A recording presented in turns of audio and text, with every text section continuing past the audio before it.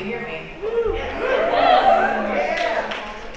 My voice kind of died yesterday in the course of the day, so I have to talk in like a little bit of a lower tone than usual. But so if anybody can't hear me, just let me know. I'll sacrifice the very last bits of my voice for you. All right, welcome to my talk on balancing art and life. Thank you so much for being here. It's so great to see all of you. It's just so special. I won't get into that too long because I'll start, I'll have like a single tear moment. All right, so I'm going to start by just introducing myself. So I'm a digital artist and I love making art that's like very colorful and very like a mix of realistic and stylized. So this is really like what I do. I'm gonna have to check whether the colors are working on this screen. No. That's the struggle of every digital artist, making sure that the colors look right on different screens. I love artwork that's very like flowy and underwatery, and I kind of built my career around making this sort of stuff. So, I like to make these kind of illustrations, but I also like to teach about how I make them, because I get a lot of questions about how I paint, so that's something that I do quite a lot. I'm very active on social media, so I do a mix of different tasks, really depending on which context I'm in.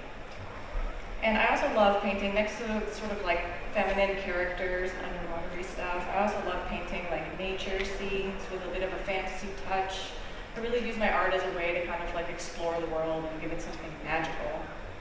And next to those kind of finalized paintings, I also make a lot of time to do like rough work, because that's really important to me to kind of keep my creativity flowing. So if I made only finished pieces, I would kind of hit a wall, I think, at a certain point, but I love doing like study sessions and sketch sessions and drawing things outside of my comfort zone to kind of keep learning new things and vary the kind of tasks that I do as an artist.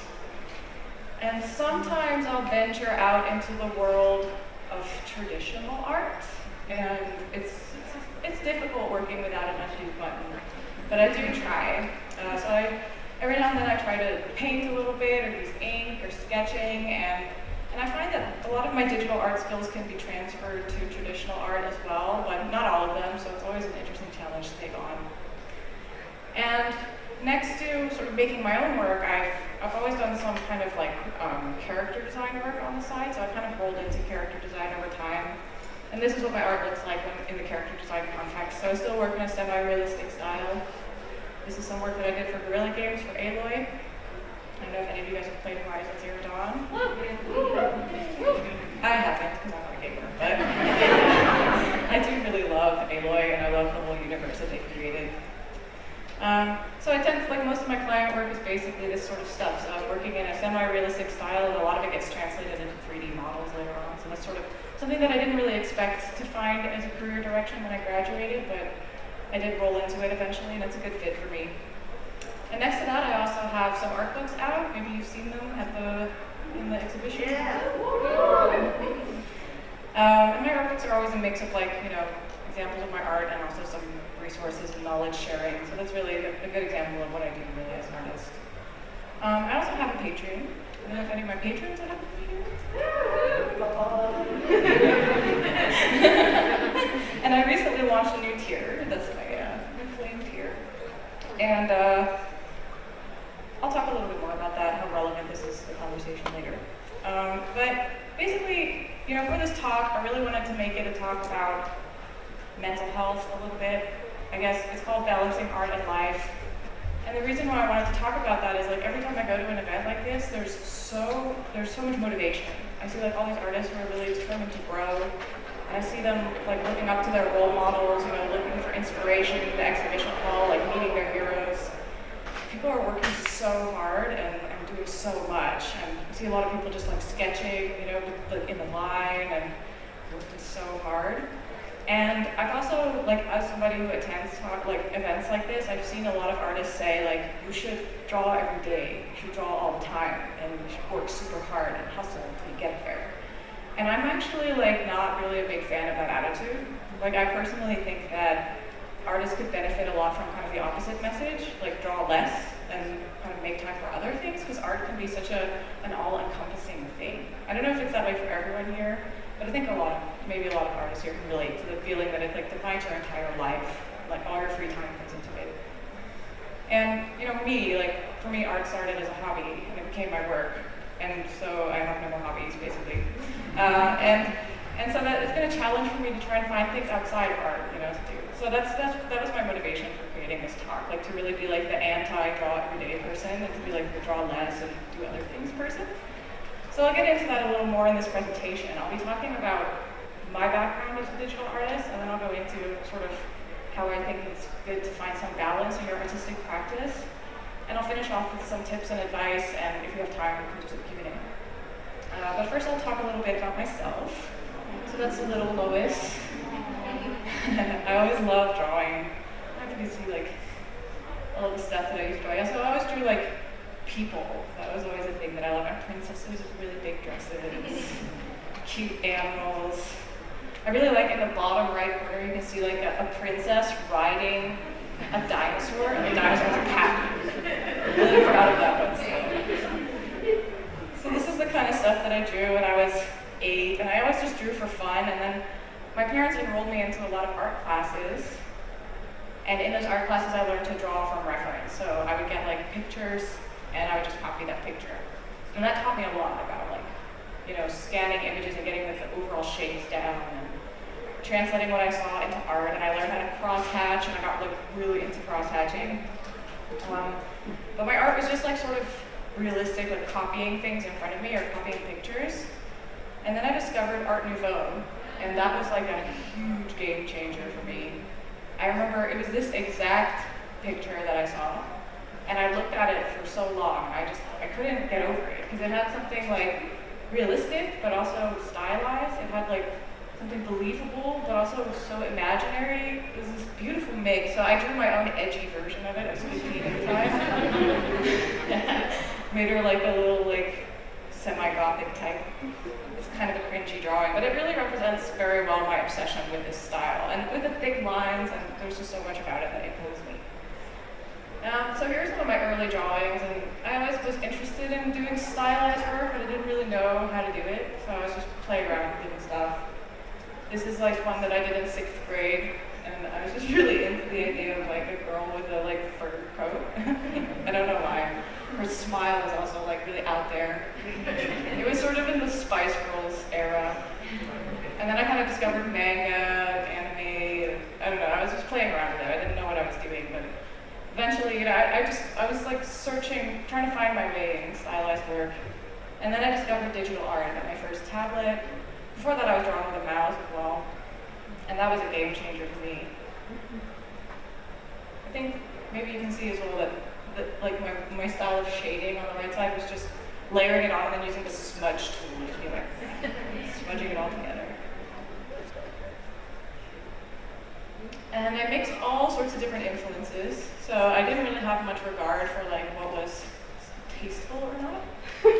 So I was into the Powerpuff Girls. I was on a Powerpuff. Does anybody know oikaki boards? Like these online boards you can draw. I'll talk a little bit more about that later. But I used to draw a lot of oikakis of Powerpuff Girls as Star Wars characters or Disney princesses. I think it was like an easy thing to draw because they just have stumps for hands, so it made it a lot easier.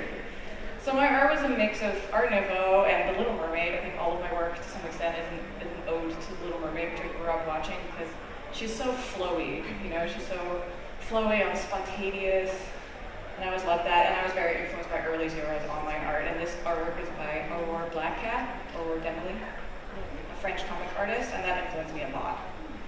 And so my drawing obsession came from that. So the kind of art that I made initially was like this mix, this cauldron of all these influences, and this kind of came out of it, this colorful, feminine style. And you can see with the line weight, some thicker outlines, that's very influenced by Art Nouveau. And the oikaki interface looked like this. It's sort of like a paint type of program. And if you zoomed in on the drawings, they looked like this. It was just a pixel art, basically. But it was a really good place for me to learn how to draw because it was very simple. So starting very simple and kind of like moving out from there really helped me. And I also ran an oikaki board myself. That's what it looked like. This is one of the first communities that I ever kind of ran myself. And people could go there and draw and post little messages and then the tag board in the middle. I also had a website, and when I look at it,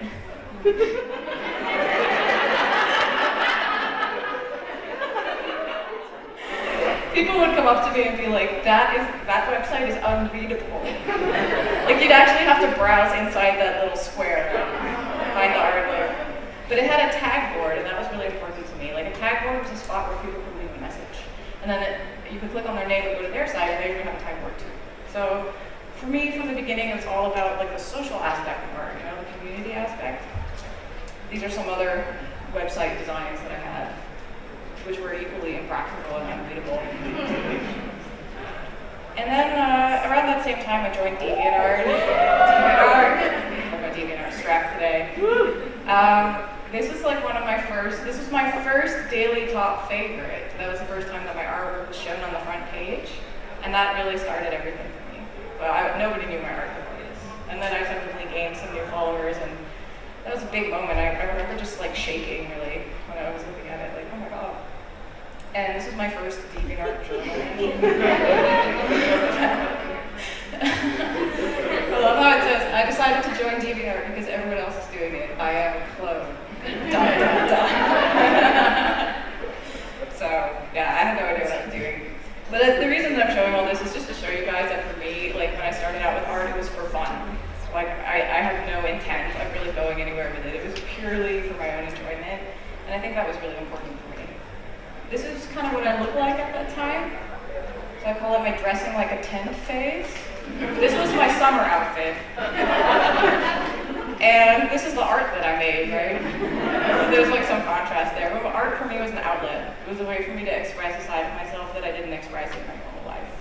And even now, I still think that me as a person is very different from my art, but those are two sides of me that I express in different ways. Yeah, and then it was then I was 18, and it was like, what do I do with my life? And I was thinking, well, maybe I need to get a real job. So I was thinking anthropology, philosophy, history, which I now realize like wouldn't have been the most profitable direction, but it felt more legit, than art. But then my art teacher was like, hey, have you thought of animation? Animation is like very broad. You learn a lot of things in animation. You learn how to animate, how to design characters, how to draw backgrounds, how to create stories. And that sounded good to me, so I just signed up to animation school. And my art changed a lot as a result, because my teachers really didn't like the colorful, like girly stuff. So I had to explore some other things. I did eventually kind of find a way to mix the two, like the expectations of my teachers with my own art and my graduation project, which is like it's like based on colors, it's very emotive, so it's very close to the work that I do for myself. And it kind of challenged, like I was outside of my comfort zone with it as well. So then I graduated school. I had always done stuff like this for myself. So this was my guilty pleasure, because my teachers on the very first day of art club, when they accepted me into the school, like I did an entrance exam, and they were like, we never want to see this again. Like, don't show this to us. So I took that very seriously. So I really kept this away from my teachers, and I always thought that this was something that I was, that wasn't serious. But then later I kind of found that that's what people like more than the other stuff that I learned how to do. So art school was for nothing in the end for me. No, I learned a lot of important things there. But for me, like my art was going on the internet, right? That's what I kind of did it for. And putting it online was something that was for fun. It wasn't really something we did for a career just yet. So I started animation school in 2004, and throughout the years after that, these new platforms kind of came up. So Facebook had been around for longer, but it was open to everyone in 2006, and then there was Twitter and Tumblr, and then Instagram. And I kind of joined them one by one, just seeing how I could try out new things. And Tumblr was kind of a game changer because they had this thing called reblogging, which is really new at the time. Like that didn't exist before. People would have their own blogs, and then people might link to each other's blogs. But reblogging was a way for the art to be on other people's blogs as well. So, and now that's really common with retweeting and stuff. But when that first appeared, I was really amazed by it, and I put a lot of energy into Tumblr.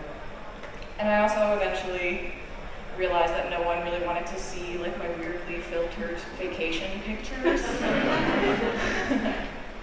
They were just like very difficult to read. And I started posting my art on there instead. using it as a way to gain more exposure for my work. And over time, I managed to build quite a large following from that.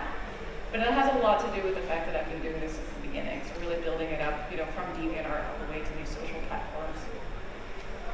And when I first graduated, I didn't really know what to do in terms of work. I had this animation degree, but I didn't really have like a lot of projects lined up. Like stuff would come by every now and then. So I would fill the gaps with commissions. I would put up a DeviantArt journal and be like, I'm taking commissions. And then I would draw all sorts of random characters, and that was really fun and a good learning experience for me.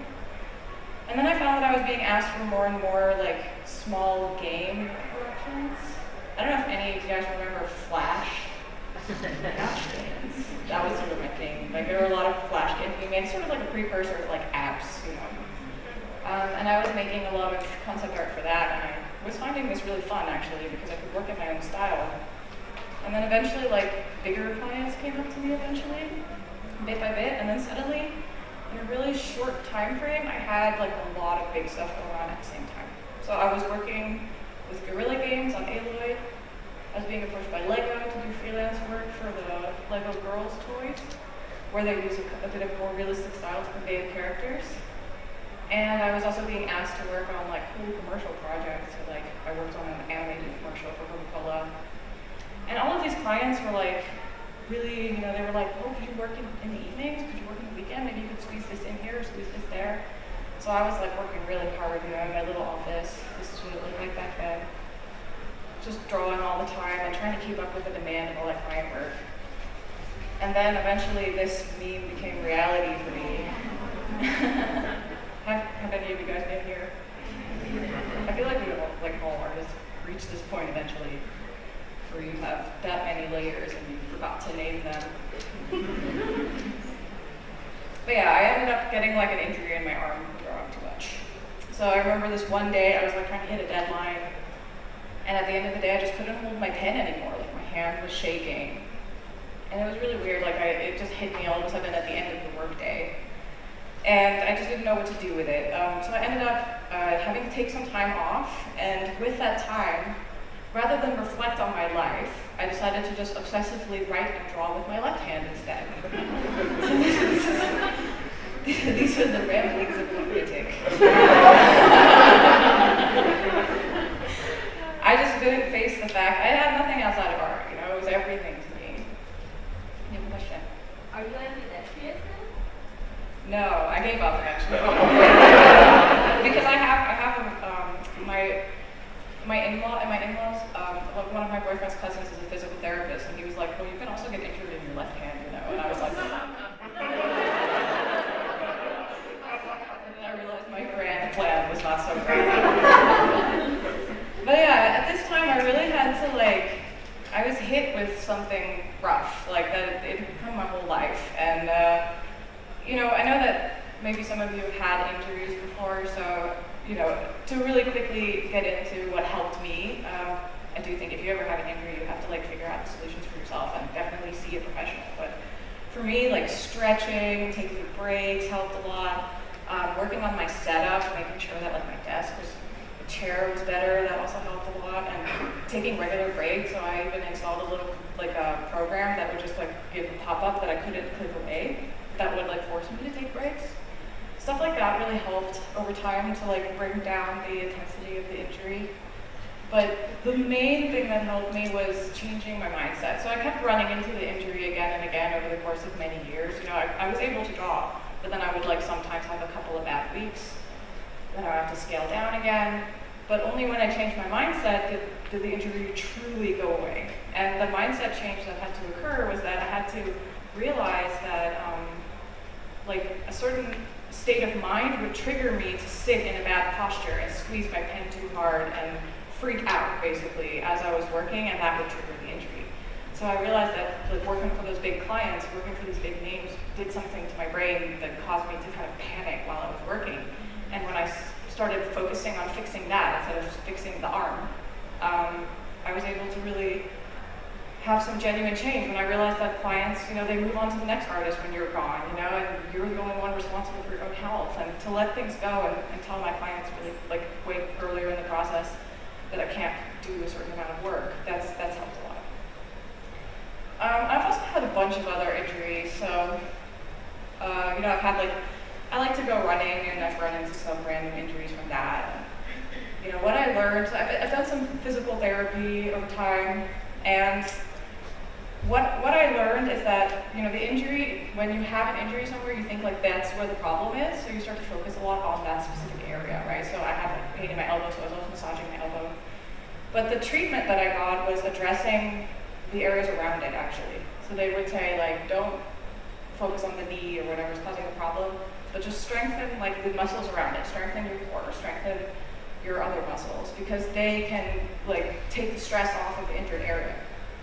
And I feel that is true physically, that's literally true, but obviously you're not here to have a talk about physical therapy.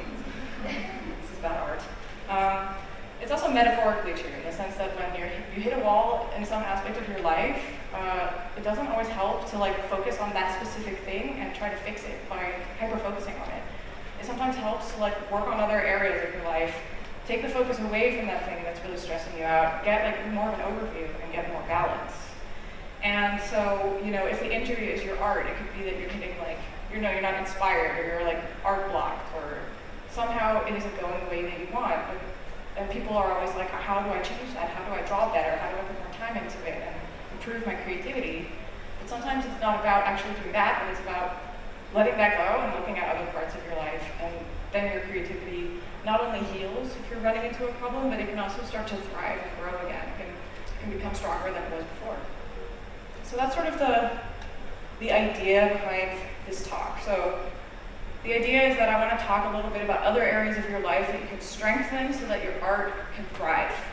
But I do want to add to that I'm not a huge fan of advice that drives the message that you need to control aspects of your life more. So when people say well, if you're running into this problem, you should try A, B, and C, because that is not always, sometimes that triggers a part of your brain that wants to control things even more, or thinks there's just a specific list of things you can do to fix stuff in your life.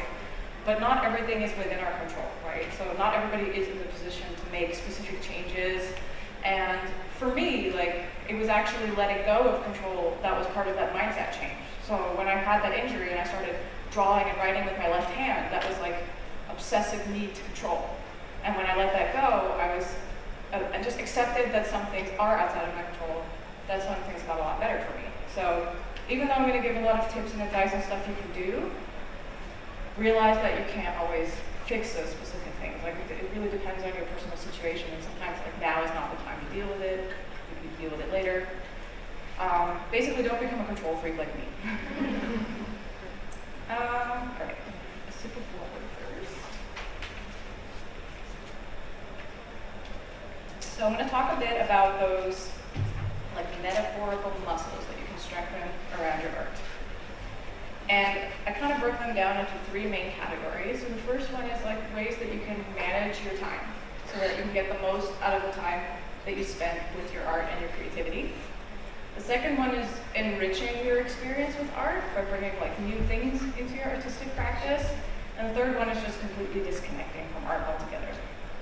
And when it comes to managing your time, for me personally, having an artistic routine has been incredibly helpful. So basically, having an approach to when you draw and how you draw that allows you to return to it regularly, but not pushing yourself past your limits. And what specifically helps me about having an artistic routine is knowing when I have ideas on what I want to do, or I have things that goals that I set for myself, that I know, okay, if I don't finish it today, I can get back to it later. I can get back to it next week. And if I have a routine, I know I can fall back on that. And it keeps my creativity flowing.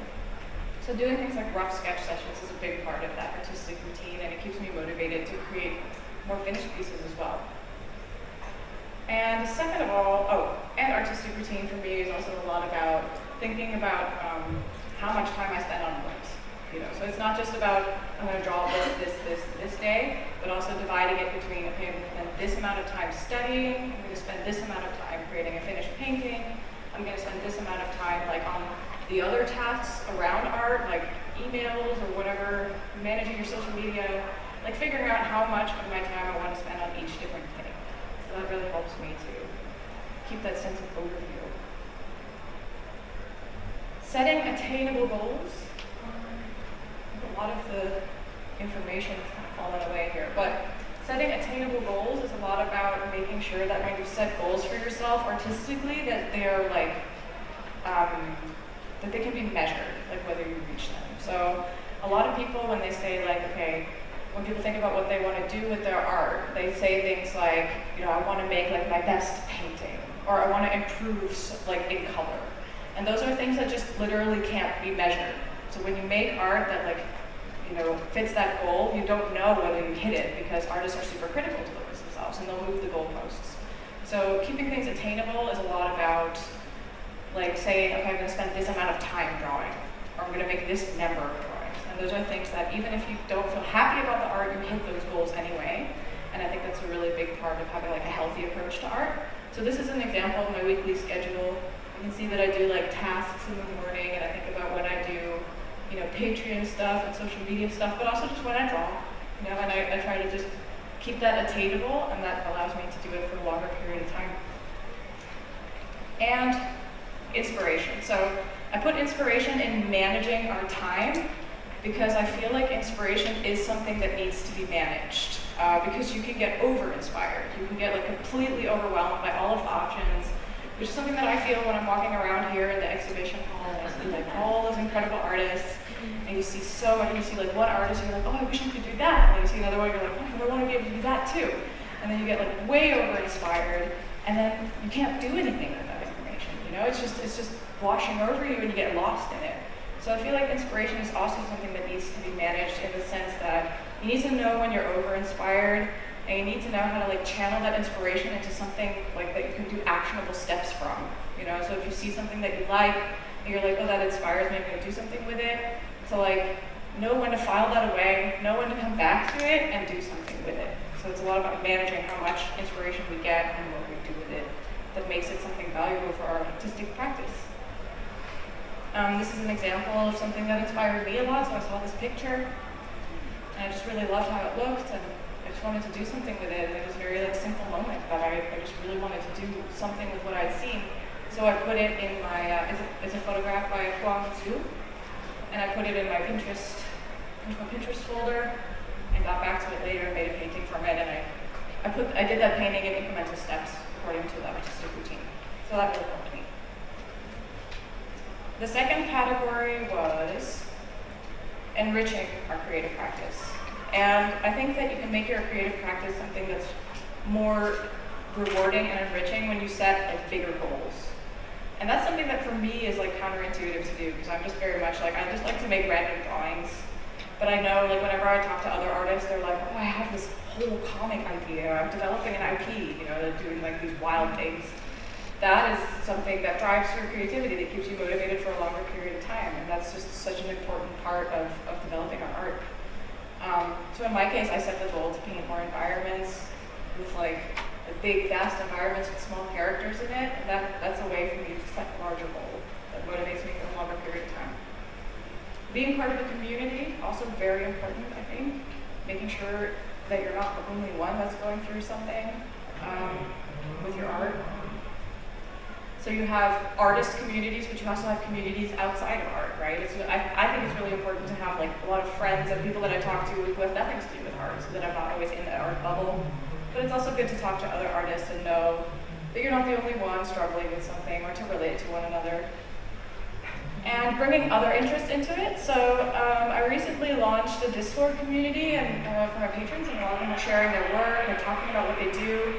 And one of my patrons, Charlie Turai, shared that she's interested in science and likes to create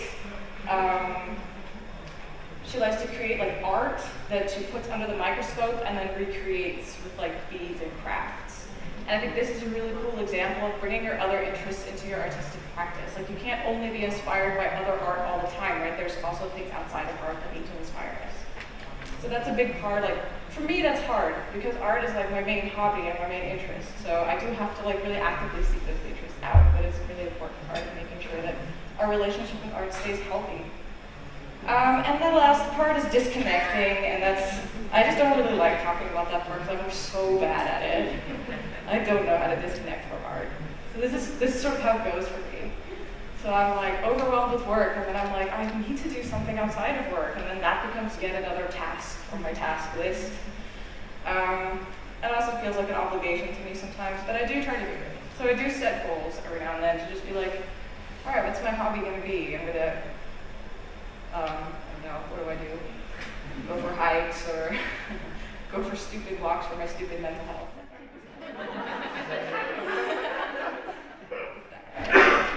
But it's something that I try to prioritize, even though I'm really bad at it. I recently put out a tweet asking Twitter artists if they have good work-life balance tips. And a lot of people responded, and there were some really cool ones in there. You know, some people like to do needle felting, some people like to do baking. There was like a whole list of stuff, and I was like, oh, this is great to get back to at some point in the future when I'm like out of ideas for something to do outside of art. And the top one, in my everyday life, I watch films or dumb TV. That I can relate to. That's something that I do quite a lot. I watch trash television.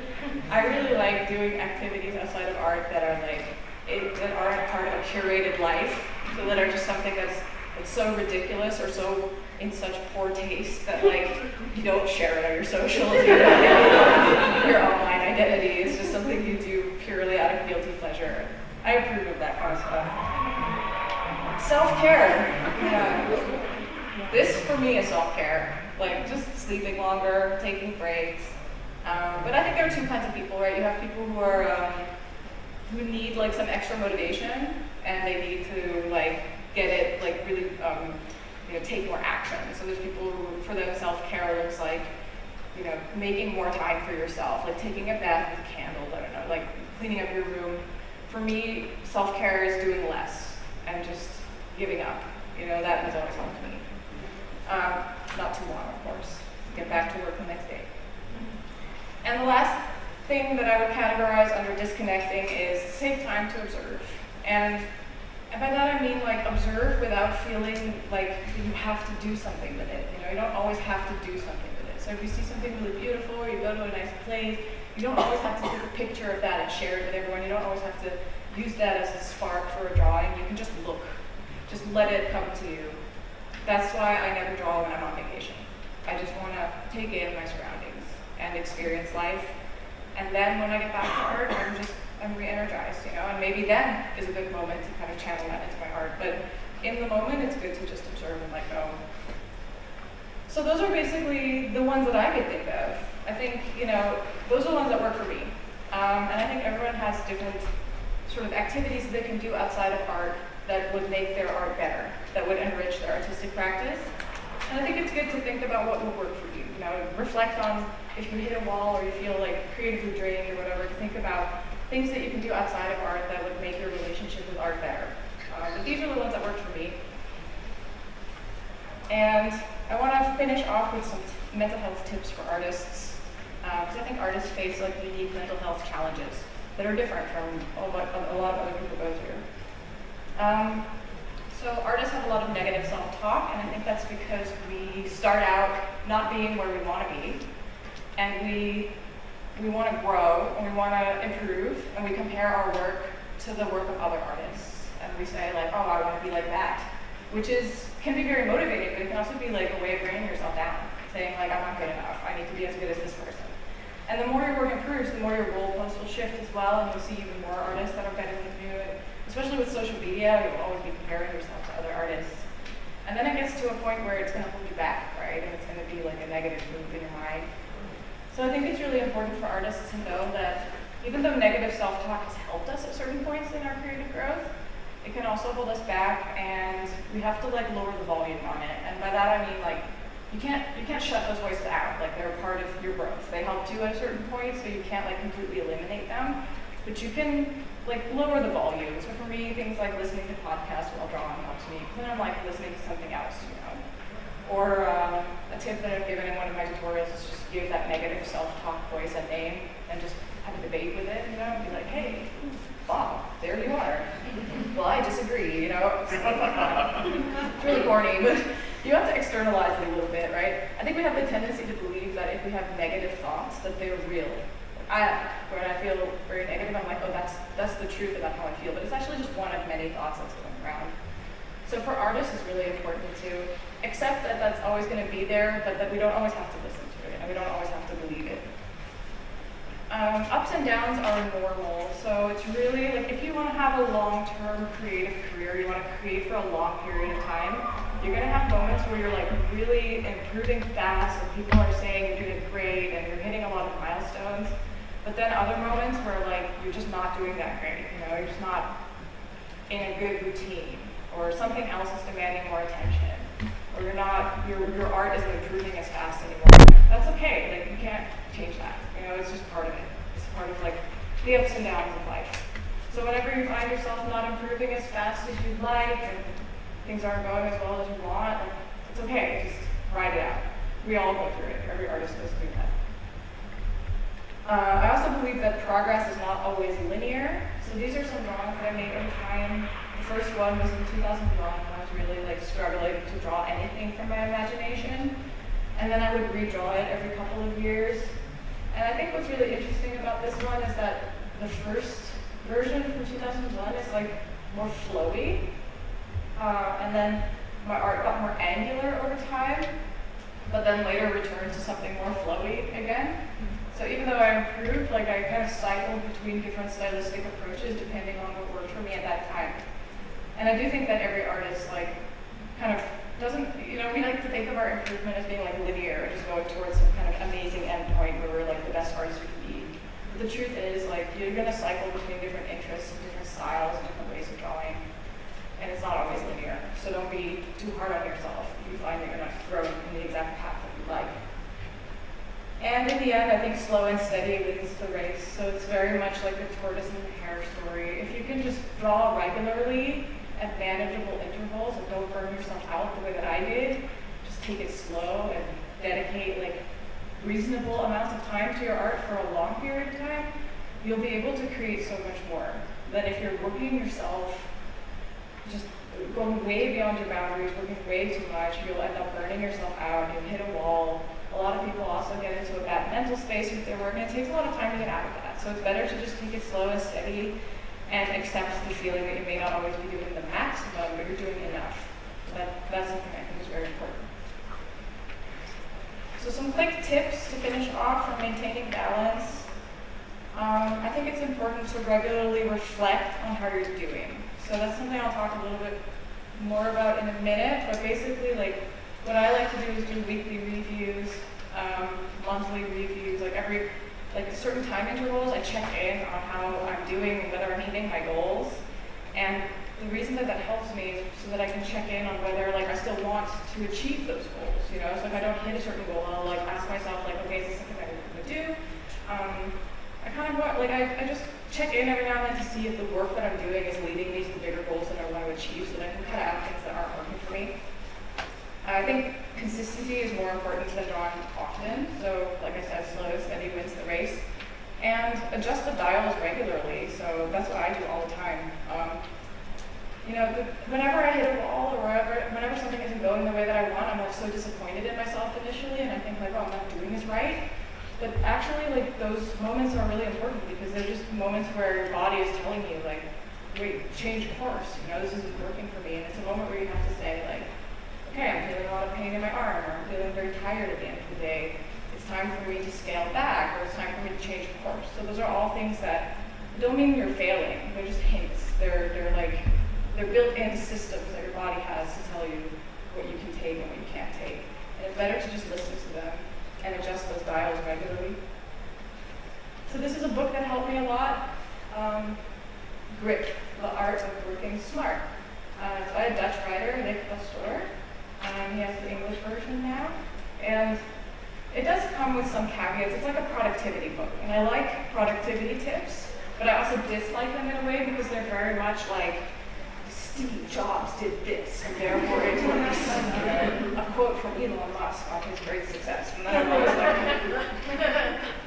like, that sounds like confirmation bias, but there's some really good tips in there because this book is kind of built on the idea of, like, regular reflection. So you check, like, at the beginning of the year, you think about what you want to achieve over the course of that year, and and then you check in every month, you set goals every 3 months as well, and they can change. And it sounds like a lot, but actually it has helped simplify my life because I check in to see what I want to do, and it helps me to cut down on a lot of things and say no to a lot of things.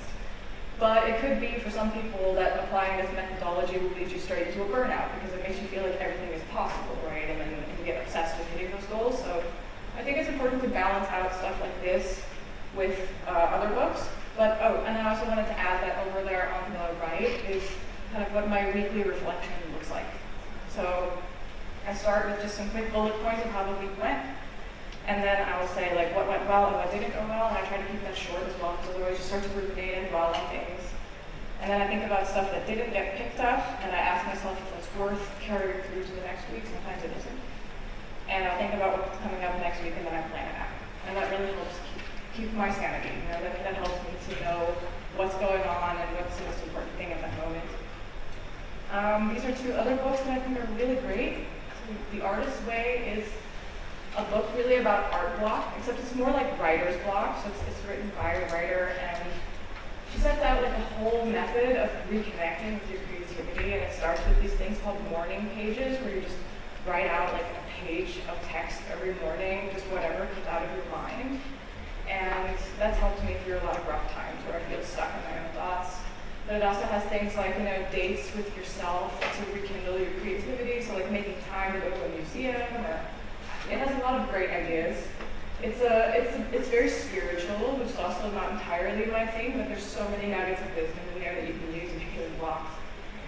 And the last book I can recommend is 4,000 Weeks, Time Management for Mortals. And this is a book that's like the anti-productivity book. Like the whole idea behind it is like, you know, if you think you can be productive and get tasks done in this life, forget it, you can't. Like you have limited time on this earth, you know? But it's very much like, it's not like you have limited time, so do everything now, but it's very much like you have limited time, so just let it go. You know, learn how to live in the moment, learn how to live with the discomfort of like not being able to achieve all the goals you want. Like, it's just very much a philosophy book that talks about like how different philosophers over time have grappled with the ideas of like how do we make the most use of our time on Earth. But reading it was so soothing for me. It was just very calming, very grounding book. So I think the combination of these three, like a productivity angle, or like down to earth angle, and then a bit of spirituality, that makes, I think, is a really good package for figuring out a way to manage your creativity. Here's one more webcomic name that I really like. So what I do want to say is that like I in no way, no, I shouldn't swear. I in no way have my life together. I'm always adjusting those dials, right? And here I am talking about like what has helped me kind of maximize my creativity, but I am also somebody that just hits a wall at random moments and is like, oh, back here again. I'm not as productive as I want to be. So I also have all those things, and you don't see me posting them on social media or talking about them here as much, you know. But like none of us have it together. We're all just trying. So I do want to add that little disclaimer. So I have a Patreon, and for my Patreon, I do monthly tutorials. And initially it was more like technical tutorials, like construction and expression and stuff like that. But lately I've been doing more mindset kind of stuff and trying to like make tutorials about like the bigger picture of the creative process. So not just things like, you know, how to come up with ideas, but also like how to have a routine that allows you to use your ideas and really channel that into the creative process, or how to continue to, you know, draw when you're low on time or inspiration. So the kind of stuff that I talked about here is the stuff that I address a lot in my tutorials as well, so if you're interested in seeing more of that, you can find that on Patreon. And I also said that I think artistic routine is very important and community is important, and those are things that I also try to offer through my Patreon as well. So I have a Discord community now, and I have monthly challenges. So those are all things that I think are really important, and I try to kind of offer them through my learning content. So that's my little promo talk, and that's the end of my presentation.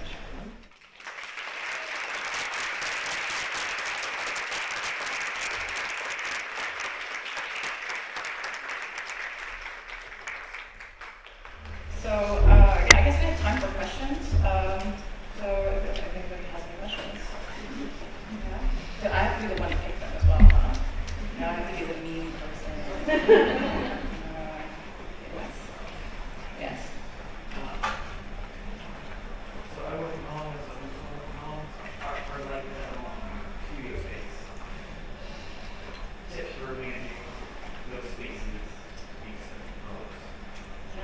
so for me, being away from the house is a big part of like being able to focus on my art.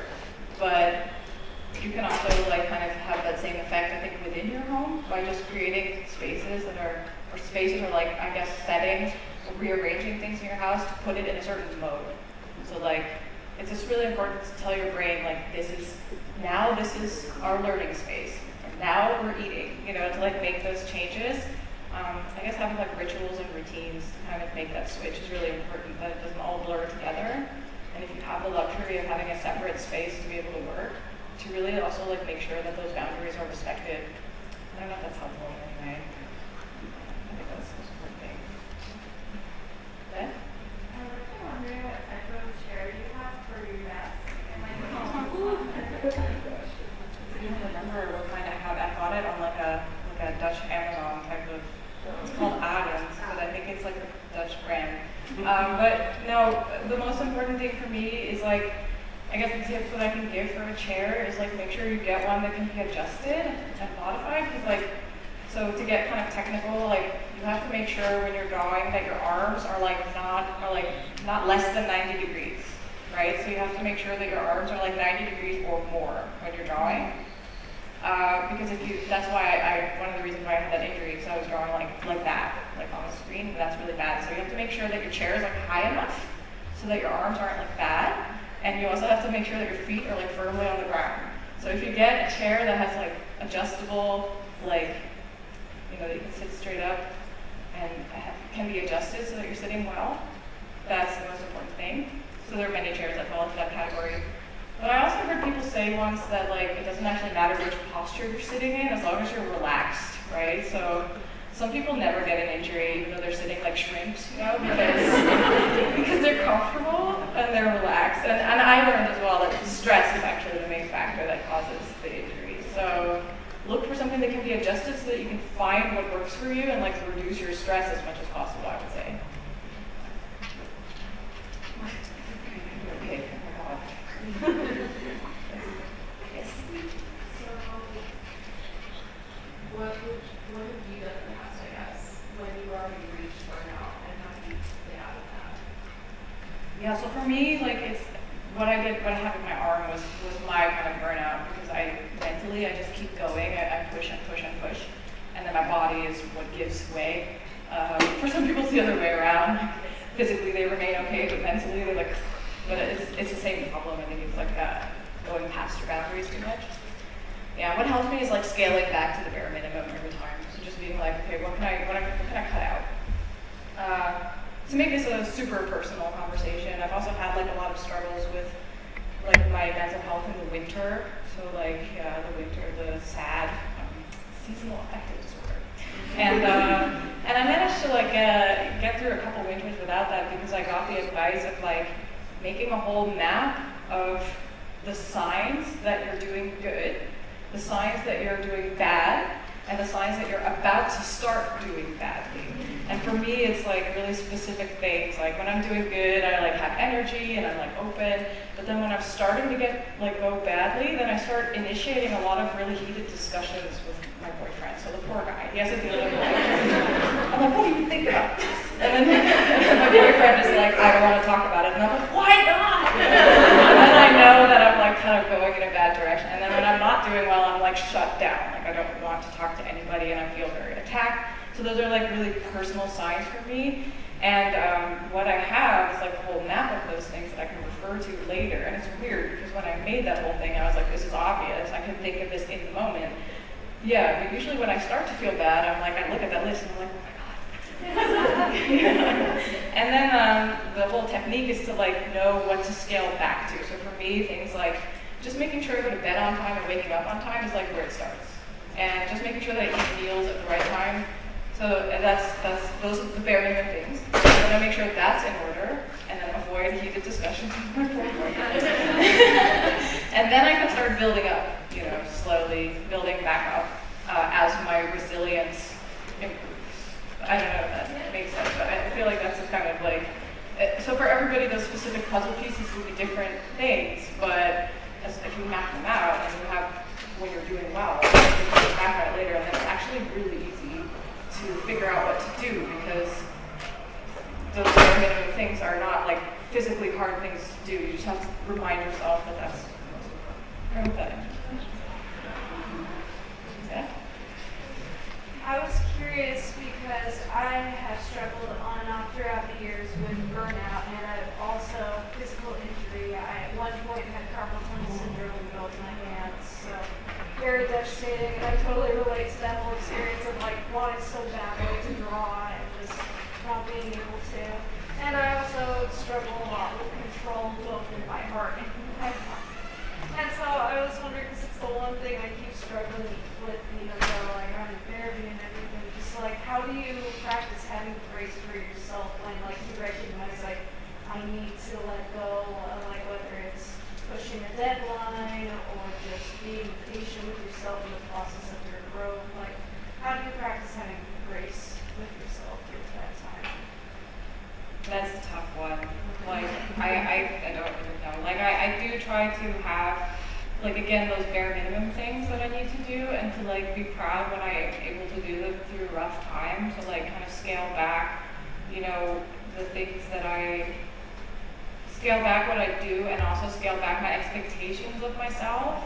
Except that's just easier said than done. What really helps me is to just externalize and talk to other people. So especially after COVID, because I was quite isolated during that time, and then I had like my first art event in April in the Netherlands, and I was talking to people, and I was like, just having casual conversation with others, and I was like, what I do is never enough, I really have to do more. Like, I'm really nervous that I'm not achieving enough. And they were all looking at me like, they were like, what are you not doing enough of? And I was like, I just want to do more. And they were like, you need to calm down. And like, seeing their face, seeing them react, like, brought me back down to earth. So for me, being like isolated and in a social bubble tends to, maybe, I don't know if that's a good tip. Maybe, it depends on how good your support circle is. But sometimes it's just good to externalize it and throw it out there and just like get that look from somebody who's like, you don't sound well. And then you can feel better. And also,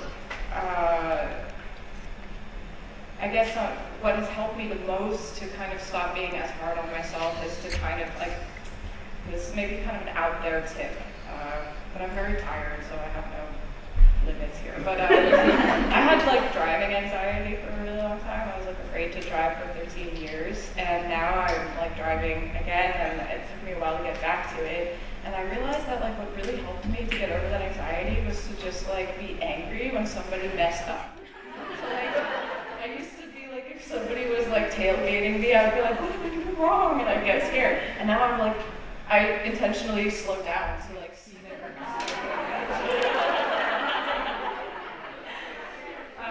And so to carry that metaphor to what you're saying, like for me, the stress trigger was being good enough for my clients, right? And what really helped me to forgive myself for like not being good enough for my clients was to realize that my clients are mostly faceless corporations who like just do not respect artists' mental health unless you're the one who sticks up for yourself. So I kind of like channel that frustration towards others who are making me feel bad. I don't know how healthy that is, but it's good to realize it's not all on you, Like maybe you're putting too much on yourself. That like a lot of it is maybe other people's fault, and maybe you're kind of a lot of people who have trouble expressing anger turn it in on themselves, and those are the types that hit these walls, and I am that type. So I don't know if that answers your question. I'm getting very personal today. Yeah? Yes. I have a question about setting your boundaries with like your corporations that are always like pushing you clearly. So I just wondered like how you usually go about doing that, and have you ever gotten like bad experiences, good experiences? What is their like reaction usually when you're setting that boundary? So I've had mostly good experiences, because that was like one of the biggest lessons that I got from having that injury and having to tell my client like, I can't work for you for a while because I managed to injure myself, and that they were so understanding they were like, oh, well, we respect that, take good care of yourself. And then when I did get to a point where I could work for them again, I could only do so in really tiny increments. So I was like, okay, well, today I was only able to work for 1 hour. And they were like, well, that's all right, we're happy with what you can give us. So I was very lucky. That's a luxury that not everyone gets. But I am a big believer in that if you're like terrified of disappointing somebody, to kind of like exposure therapy style, like do disappoint somebody, you'll find that it's actually not that bad. Like, most of the time people are like, okay, well, all right, if that's what you need, you know? So I found that it didn't work out it's such a bad worst case scenario that I had in my mind, and that made me feel stronger. I've also had a couple of situations where I'm like, this doesn't work for me, I would like to do it another way, and then I get ghosted, or I get like guilt tripped, or I get a frustrated response, and that's also something that doesn't affect me as much anymore, I guess, because I've learned what the consequences are of crossing my own boundaries, and that is a much bigger mess than dealing with somebody who's disappointed in me, and maybe they show their true colors at moments like that, or I just know that it's not a good click. So I think in terms of work, it's good to realize like work is work. It's not a reflection. Like artists believe, that their art and there's when you work professionally, that like your ability to work is so tied to who you are, but it's actually just your job, and it's separate from you. It's separate from who you are. So it's separate. Yeah. I can choose. What's like an artistic, like a habit that you had to break when you were kind of like developing your work? Like, oh, I could stop doing that because it's not producing what I want. Or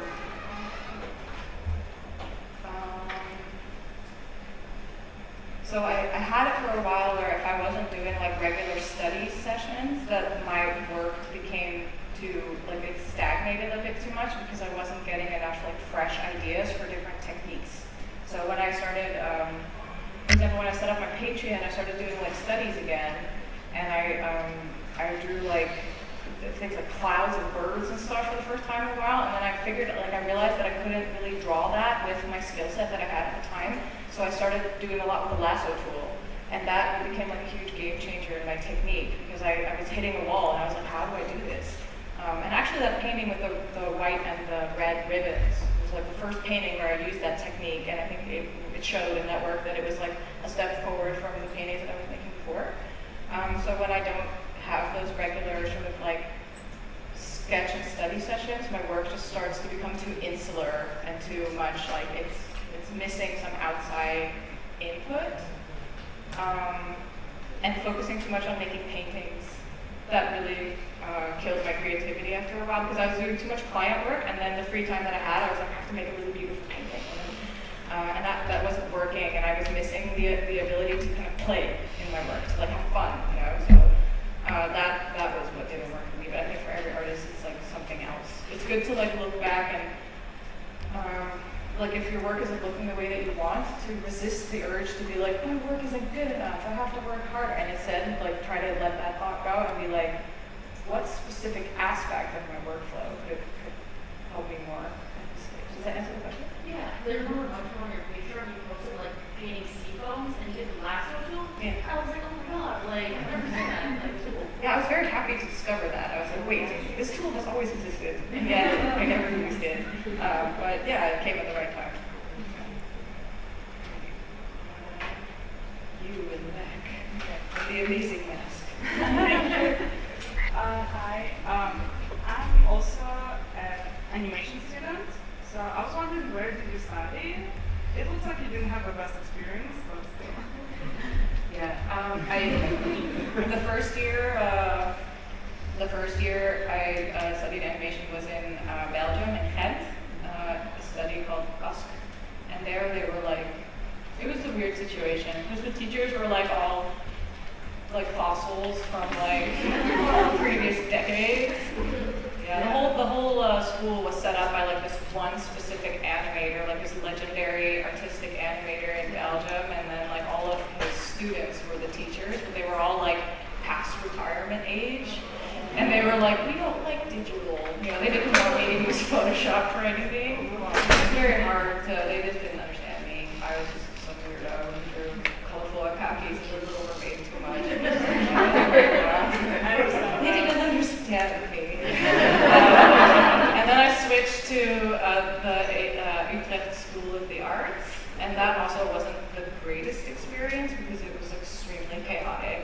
structured, but I managed to find my way there because I'm very self-taught, like I'm self-disciplined, so I did a lot of the work in my own time and kept myself busy doing my own art on the side. But I really, in terms of advice, like I'm a big believer in seeing online courses as an alternative. So sometimes going to art school is really helpful for people who need to be in an environment with other students and really learn together and have like the structure of that a classroom environment creates. But if you're somebody who doesn't necessarily need that, or is very self-directed, then nowadays you can find so much online. And nobody's ever asked me for my degree. Nobody ever, it's always portfolio based, and I've only ever seen other artists get hired by the quality of their portfolio, really. So you don't need to study, but it does give you a very strong network because you know a lot of people who went to the school and they kind of get into the industry with you. So my experience wasn't great, but it was valuable in a lot of ways. I don't regret it. I just think it's good to look for what works for you. Yeah. How do you deal with the looking down and not understanding about, really looking for something that you develop to really not feel? Yeah, I have that quite a lot, and I have a set amount of time that I want to work on a painting. If I work on it longer than that, I just know that it's like the rendering phase where you're like picking at it, but it's not getting better, and like you waste a lot of time on that. I've sometimes painted like for a couple days, and then I go back to how it looked before, and I'm like, oh, it was better before. And then I have to kind of undo all that work. And because I just want to have a certain output, I'm like, okay, this is wasting my time, so I'll just let it go. And so I try to just let it go, and having social media has kind of helped in that sense, because sometimes I post a painting or drawing that I really hate, and then other people are like, I love it. Okay, maybe I was overthinking it a little on my own, but sometimes also people just can tell that it's like not my best work. But I do feel like if you look back on your work and you see all the different stuff you've made, it's not about which ones were the best. It's about like the big picture, of your development and your growth. And the pieces where you weren't vibing with it as much, it's just like one of those things. It's one of those potential lessons. You can look at it and be like, all right, why did this not work? So I try to take a pragmatic approach. I get it over with. I'm like, all right, let's finish it, let's put it away, and then I'll look back on it at a later point and try to see what it meant in the bigger picture. I think how long are you all willing to sit here for? As long as we need Do two more. I don't know. Yeah? Yeah? So my question, you talked about having low points and trying to hit the goals of those low points. How do you sort of get out of the mode of not having motivation? I have that quite regularly, because if I'm out of my artistic routine, my motivation's kind of gone too. Especially if like I said, I don't draw when I'm on vacation, so I come back and then I'm like, I don't really feel like drawing. Like I haven't done it for a while, and then I need to get back into the flow. And then I usually just go back to drawing stuff from reference. So just making sure that I don't have to come up with ideas on my own. Just kind of going back to like this way of drawing where the thing that I want to draw is already in front of me, and I just kind of like copy it, and then I do a couple of those sessions, and then kind of the motivation slowly comes back. So that's what helps me.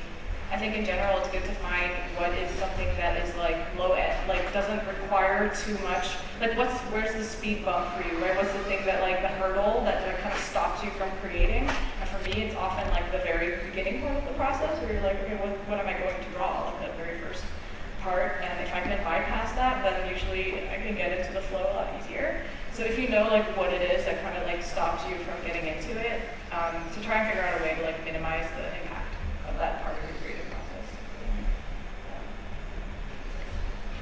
So you've been on social media for a very long time, and I just wanted to know what your relationship with that is like, and if you ever had or pressure to make work that goes more to the audience and not so much for yourself.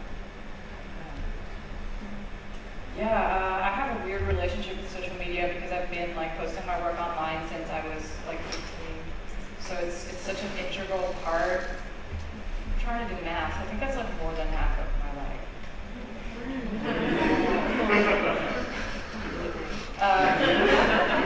Yeah, so it's like a big part of what I do, and it's like kind of needed for me.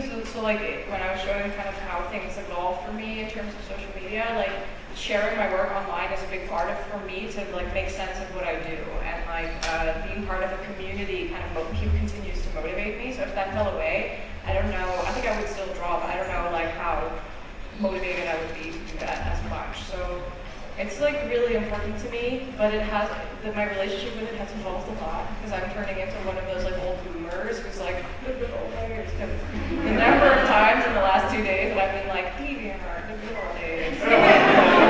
It's like very cringe, but I really miss how it used to be, you know? Because on DeviantArt, it was very much like you shared your best work, and if you posted work when no one was online, it didn't matter because they would see it when they did come online, and people would leave like insightful comments and critiques, and it's still like that. Like sometimes I log into DeviantArt and somebody wrote like a little poem based on my drawing. Like somebody really took the time, you know? And you don't see that anymore on social media. And I do have an increasingly negative relationship with social media because of that, because like, especially now with the reels becoming kind of pushed on Instagram, like engagement tanks, and a lot of people are like, oh, I haven't seen your art in my feed forever, you know, and I'm like, oh no. It feels like a treadmill that just keeps going faster and faster and faster, and then eventually like one of those fail videos, you know, you have to fall really hard. Yeah, it's not good.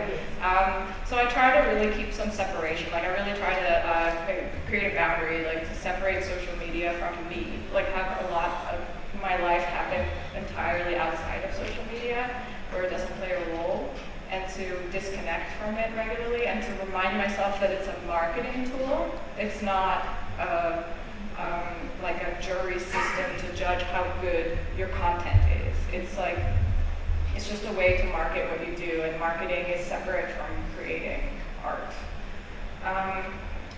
So that's kind of where I'm at now, but I do think it's important to get your work out there. So this is kind of like contradictory. On one hand, I think it's like good to separate yourself from social media and realize that it doesn't reflect on your art, and on the other hand, I think it's really good to like get your work out there as much as possible, because doing that for me helped me find my career. Because I would have never like thought of creating tutorials or making concept art, but the reason that I found that work is because other people saw that potential, and that motivated me to do it. So, does that answer the question? Yeah. All right, that's it.